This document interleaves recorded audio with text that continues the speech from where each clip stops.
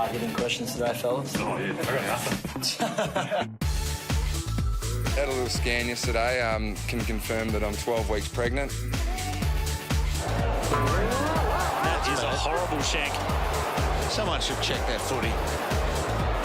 Oh, have a look at the drop. Have a look at this rubbish. So street.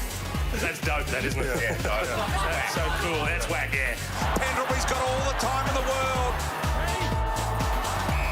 A lot of people say, "Oh, is it your brother or anything like that?" It wouldn't be hard moving away from him for me.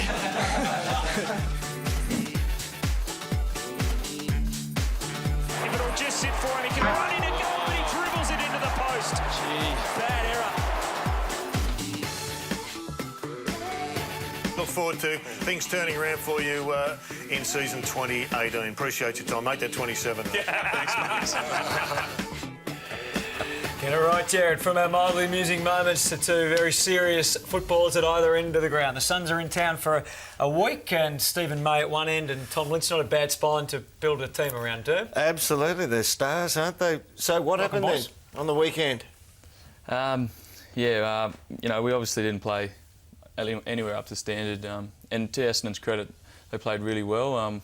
You know, we copped a nice bake from Rocket after the game, like we deserved, and yeah, it's onwards onto Collingwood this week. So we were chatting upstairs. I'll give that up now, Hutto. You've never really copped a Rocket bake. You have copped a Rocket bake. How did it go down? Yeah, he didn't miss. He was. I think he's perfected over the years, so yeah, he goes pretty well on them. What's the most scary part about it? Would you say? Just loudness or getting in your face or swearing and everything. I think doesn't sound like Rocket. No, you're lucky to get a couple of real words in there. Normally they're just all adjectives with the way he goes about it. So, talk us through your season so far. You're in amazing form. You're in fantastic form. You're both playing really, really well. Although you missed a fair chunk of it, but poor old. Yeah, we won't go into that. Talk us about the year, because you promised so much in those early weeks, didn't you?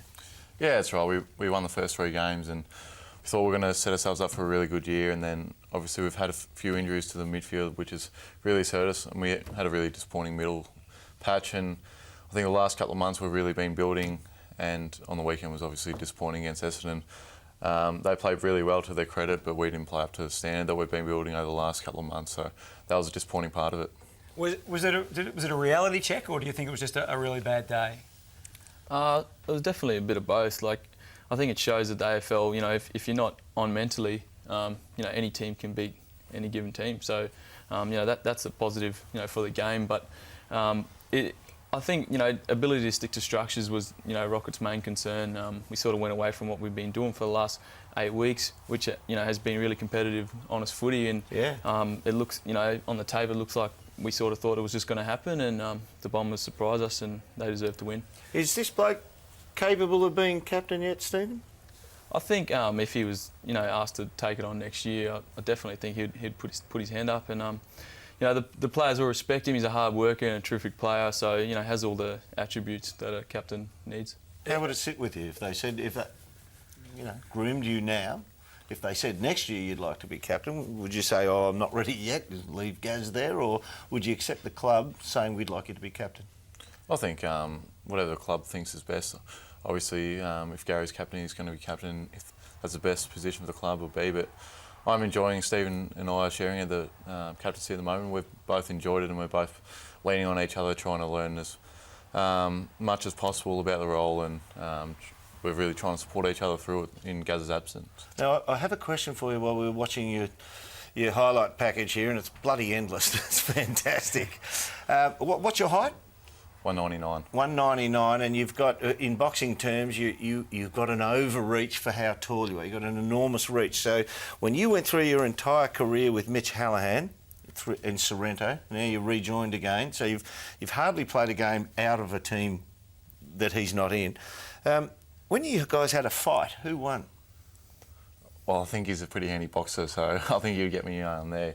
He's, I think, under 16s is Victorian title, so yeah, I think. So he actually got the title in under 16s? Yeah, I think he did. Yeah, so I think... Have you ever sparred in the gym? Nah, we haven't sparred, no. I've stayed away from that. I know your reach would get him, but I'm tipping that Mitch might just be a little hard. Yeah, I think so. Maybe a wrestle will get him, but I think he'll get me in a proper fight. Stephen, I won't ask you about your boxing career, but can I ask you about your improvement? I mean, you were a forward as a youngster coming through, but and probably didn't quite make it at the start as a forward, but you've gone down back and you're now one of a really elite group of defenders, obviously probably led by Alex Lawrence in the competition, but you and a few others are closing on him. I mean, can you talk us through your improvement as a fullback and how you've settled into defence?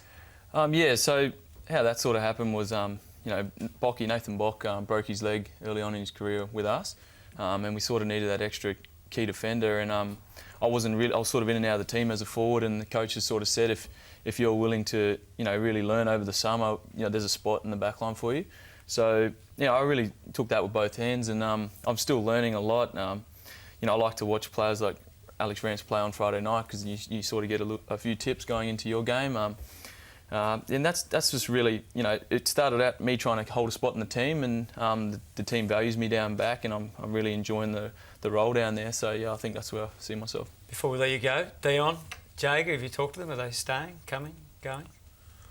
Yeah, I think we're confident in the direction the club's heading, and they're obviously great people and great players, so we obviously value them and want them to stay. And I'm sure we'll talk to them over the next few weeks of their plans. It's been a little bit tricky for Jager because he's solely been just focusing on his knee and doing rehab, so he's just been trying to do that, and disappointing. He played a couple of twos game and played really well, and when he's looking like he's going to play AFL, he got sore again. So that was disappointing. So, but yeah, we're confident that they'll stay. Well, good luck with it all. We thank you very much for coming. Enjoy Melbourne for the week. It's great to have a couple of young gun sons with us in the studio. Up next, open mic. Liam Pickering, player manager, former midfielder for the Cats. He's Mike's guest. Should be fascinating.